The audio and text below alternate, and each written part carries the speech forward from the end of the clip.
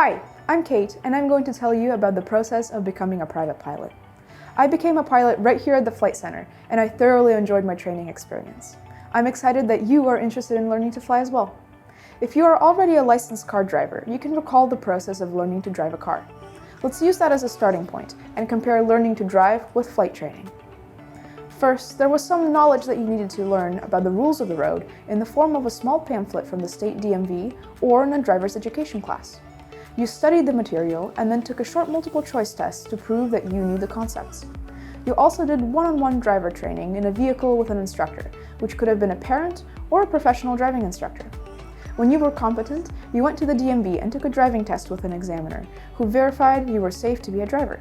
After you passed your test, they wrote up the license right there for you on the spot. In many ways, getting a pilot certificate follows a similar process, but there are a couple more involved steps you have to take before becoming a private pilot. The knowledge that the FAA requires pilots to know isn't just a small pamphlet. It's contained in a variety of books and aviation documents. You'll learn about aerodynamics, your aircraft's engine and systems, and how to interpret flight instruments. You'll learn to operate and communicate around the airport environment. You'll learn about navigation, weather report interpretation, and a lot more. These topics require dedicated study and are referred to collectively as ground knowledge because we can teach all of those things to you on the ground. To show you have learned all the required knowledge, you must pass a 60-question multiple choice test known as the FAA Knowledge Exam. Flight skills are acquired one-on-one by flying in an airplane with a flight instructor. It starts with an introductory lesson or a demo flight and continues with flight fundamentals, simple aerial maneuvers, and landings, with each lesson building on skills from previous lessons. About a third of flight training focuses on emergency procedures, so that you will be able to respond to a number of in-flight emergencies, even though they are unlikely to ever occur. About halfway through your flight training is an important milestone. You will solo, meaning you'll operate the aircraft alone without an instructor and complete a couple of takeoffs and landings around the airport. After soloing, you will learn about cross-country flight navigation, advanced maneuvers, and how to handle more unusual situations.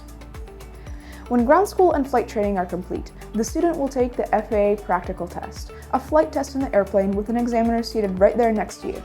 Once you pass the practical test, you become a private pilot. This was the basic process of flight training. The path you take for your specific training is up to you. For ground school, you have the choice of studying relevant books and materials on your own, or taking a group ground school class, like the one offered here at the Flight Center. You can complete the ground school before flight training, or do both concurrently. It is up to you to decide which option would work best for your learning. In addition to the ground school class, your instructor will also work with you before and after the flight portion of your lessons to reinforce the ground knowledge. Most students opt for the ground school classes because it saves money and gives many hours of great instruction.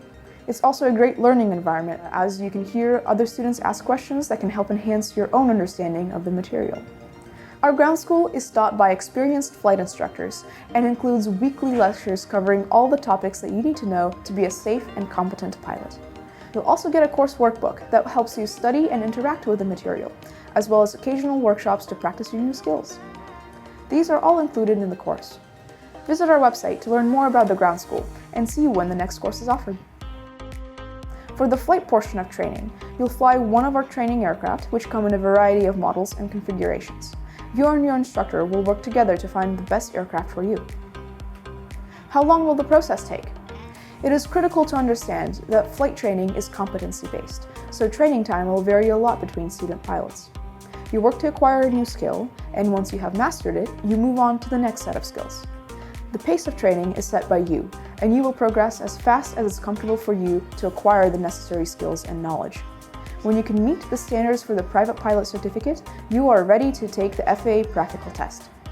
Most people who have work, school, or other life commitments and fly 2 to 3 lessons a week will find that it can take 5 to 8 months to complete their training. Your training time will mostly depend on how much time you're able to devote each week to flight training and studying. Becoming a private pilot isn't easy, but if you're ready to put in the work, acquire the knowledge, and perfect the skills, becoming a pilot can be one of the most rewarding things you'll ever do. Call or email us if you want to know more about the process, or stop by the Flight Center and ask your questions in person. We're always happy to talk with new pilots about flying. The more you know, the better you'll feel about committing the time and resources you'll need to become a private pilot.